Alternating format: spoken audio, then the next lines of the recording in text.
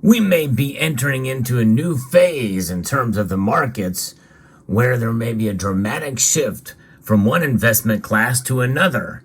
And one of the big banks that we love to hate very well may have just called it, as they are now preferring other investment classes, and they prefer one particular asset class over gold and silver. I'll explain and so much more as we explore.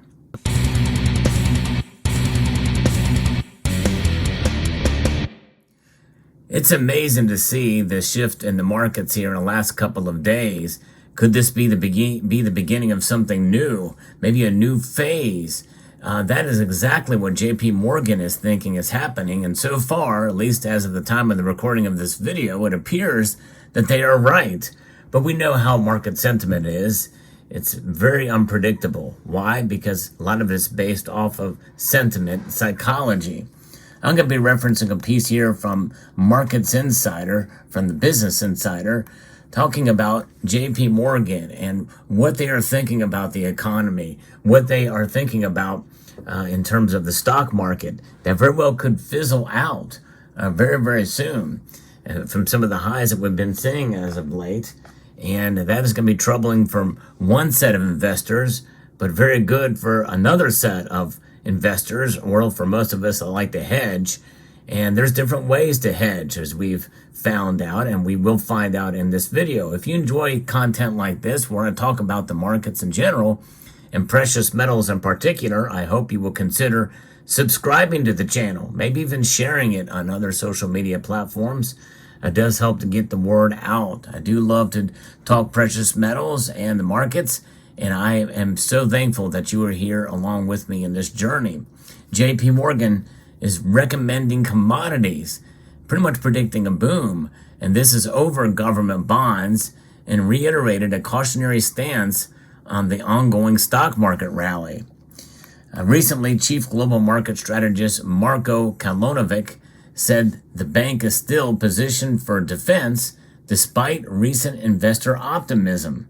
They're seeing cracks in the armor of the economy, and we've been seeing it for quite some time in this community with the bank failures and the like, but other issues as well too. And JP Morgan, their advisor here, is saying pretty much the same thing here.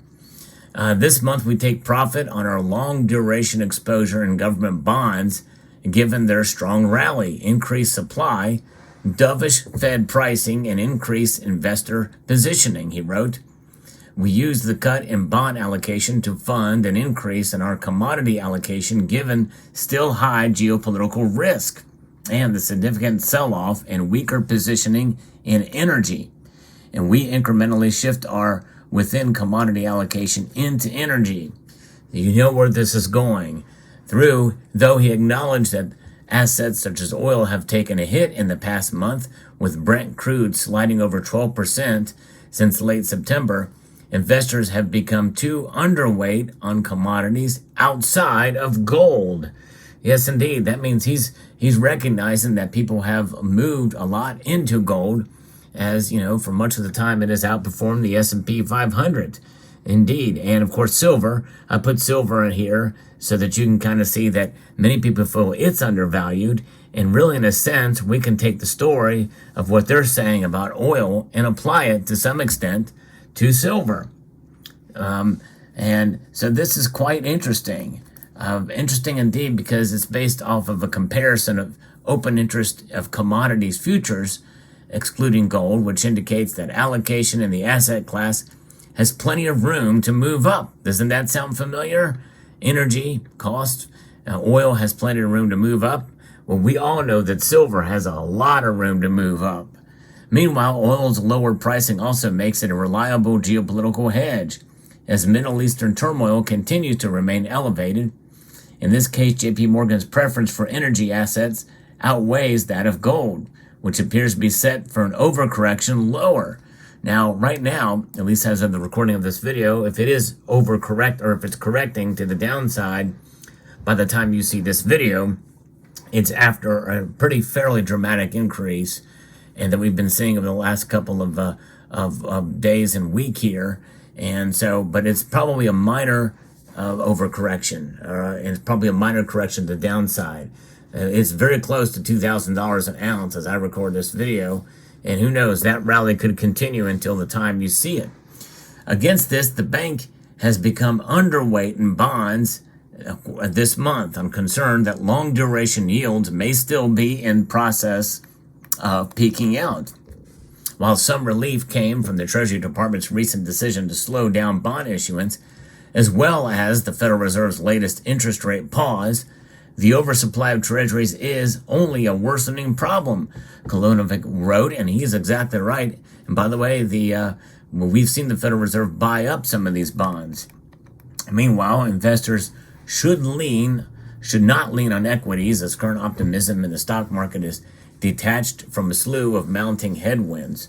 In equities, we retain a defensive stance and are unwilling to chase the past 2 weeks' rally.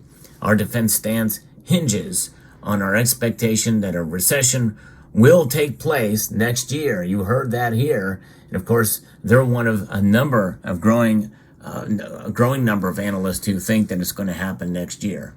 Specifically, higher for longer monetary policy and expensive equity values may come to challenge the ongoing rally, he wrote.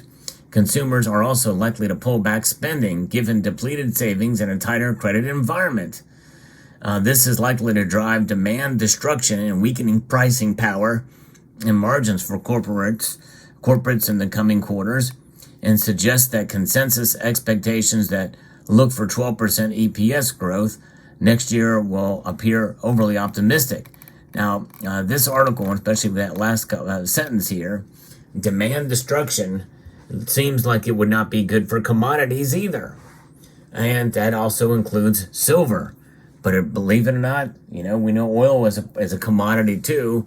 And if you have a recession and you have persistent inflation, I can't imagine people are going to be driving as much as they would during good economic times.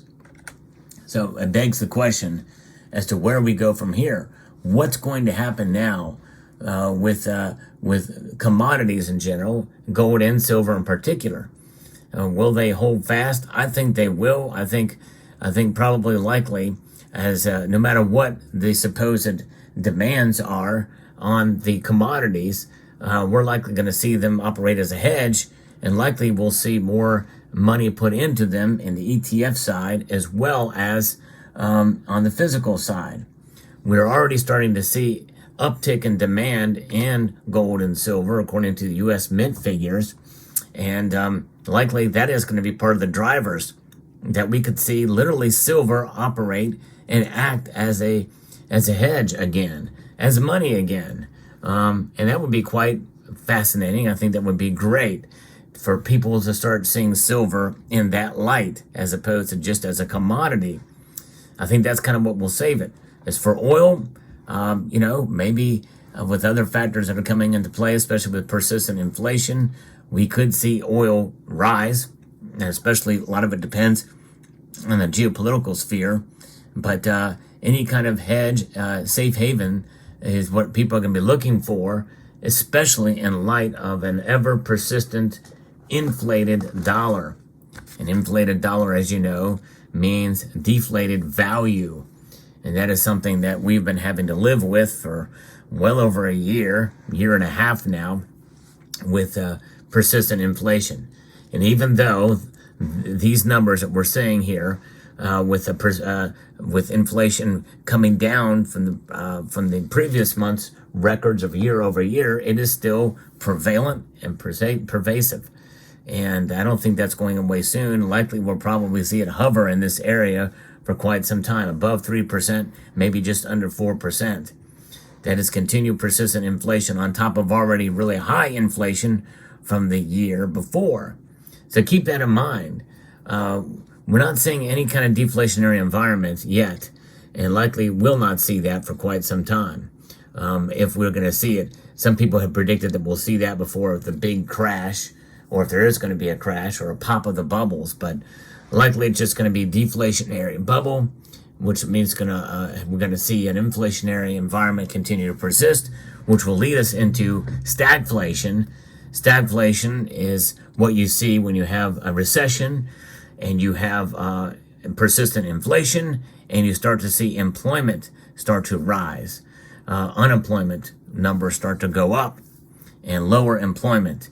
It's a bad combination all around. And people realize that, you know what, I don't really know where else to go. I think you'll see a mixed bag in terms of gold and silver prices, as the people that maybe have lost jobs that have stacked silver and gold will likely need to sell it. And that could cause the prices to come back a bit. People that have ETFs likely very well could sell those off as well, in order to move into dollars that they need in order to just get by. A lot of different things and scenarios that could come along the path. I think likely those who have jobs may lose one or more of their jobs, because remember, these low employment numbers we've been seeing persistent for the last couple of years are largely in part to do of people taking on more jobs. In other words, 2, sometimes 3 jobs per person. They may have to shed one of those jobs, or they may lose one of those jobs, which means that any extra money they do have, they're going to buy gold and silver with it. And they will just sacrifice the other things in order to protect themselves with gold and silver, because that's the only thing that they can see as a stable store of value, and they will do what they can in order to accumulate some of it against an ever-inflating dollar that does not seem to slow down in terms of its loss in value. Because I know there was a point in time in my life where that's what I did. I didn't know what was going to happen, so I bought gold and silver and held on to it. Still have it to this day. Some of that silver and gold I bought actually was when the price was really, in a sense, unusually in an unusual high between the years 2011 and 2013. They were between 50 at the high down to the high 20s. And we've not seen those numbers for quite a number of years now. But I kept all that silver, and because you never know what can happen down the road. You don't know where silver's going to go. So there you have it. Let me know what your thoughts are in the comment section down below. Hope you found this video informative, insightful, and educational. Would like to extend a multitude of gratitude to you all for watching, and to encourage you to please rate, share, comment, and subscribe.